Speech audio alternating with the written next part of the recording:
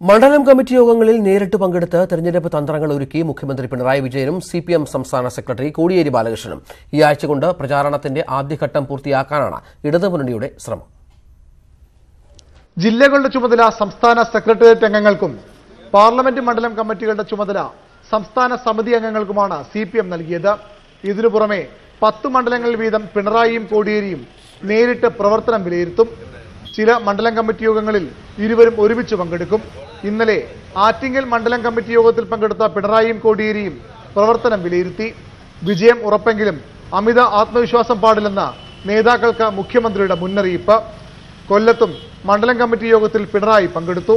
ഇത്തരത്തിൽ എതിർ സ്ഥാനാർത്ഥികൾ ആരെന്ന് വ്യക്തമാകും മുമ്പേ ചിട്ടയായ പ്രവർത്തനത്തിലൂടെ പ്രചരണത്തിന്റെ ആദ്യഘട്ടം പിന്നിടുകയാണ് ഇടതുമുന്നണി. സ്ഥാനാർത്ഥി നിർണയം നടത്തി പ്രഖ്യാപനങ്ങൾ വന്നു കഴിഞ്ഞു. അതോടുകൂടി വളരെ വലിയൊരു മുൻകൈ ഇതിലുണ്ടായി എന്നതാണ് ഈ തെരഞ്ഞെടുപ്പ്. മറ്റൊരു കഴിഞ്ഞ കാലത്തൊന്നും ഇത്തരത്തിലുണ്ടായിട്ടില്ല. വലിയൊരു മുൻകൈ നേടിയിട്ടുണ്ട്. പ്രഖ്യാപനത്തോടു കൂടി LDF എന്ന നിലയിൽ സ്ഥാനാർത്ഥികൾ എന്ന നിലയിലുള്ള പ്രവർത്തനത്തിന് ഞങ്ങൾ രൂപം നൽകിയിട്ടുണ്ട്.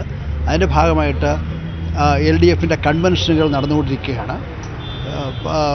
20 പാർലമെന്റ് ഉണ്ടല്ലോ, 20 പാർലമെന്റിലും കൺവെൻഷൻ കഴിഞ്ഞല്ലോ. പാർലമെന്റ്, അസംബ്ലി, നിയോജക മണ്ഡലം കൺവെൻഷനുകൾ പൂർത്തിയായി. ചിലയിടങ്ങളിൽ മേഖലാ കൺവെൻഷനുകളും നടന്നു. 22-നുള്ളിൽ ബൂത്ത് കൺവെൻഷനുകൾ പൂർത്തിയാക്കും. തുടർന്ന് ഇടതുമുന്നണി സ്ക്വാഡ് പ്രവർത്തനത്തിലേക്കും കുടുംബയോഗങ്ങളിലേക്കും കടക്കും. ഇതിലും പ്രധാന നേതാക്കൾ പങ്കെടുക്കും. മണ്ഡലത്തിന്റെ പ്രധാന ഭാഗങ്ങളിലൊക്കെ ഇതിനകം സ്ഥാനാർത്ഥികളും ഒരു തവണ സന്ദർശനം പൂർത്തിയാക്കി കഴിഞ്ഞു. ന്യൂസ് 18 തിരുവനന്തപുരം.